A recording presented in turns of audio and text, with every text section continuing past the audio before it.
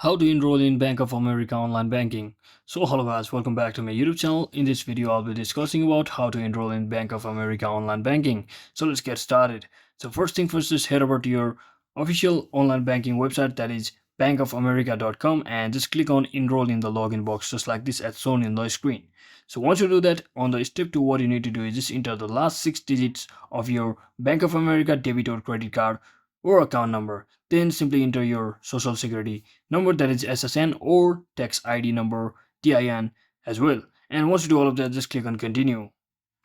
And once you do all of that, you can simply head over to the step 3, that is you're entering and confirming your email address so they can send you an authorization code. So just click on send code over here. And similarly, under step 4, what you need to do is just enter the authorization code, select the ATM or debit card, and enter the PIN for that card. And finally, click on submit. So once you do that, under the step 5, just review and check the box to acknowledge the electronic communication disclosure and just click on continue.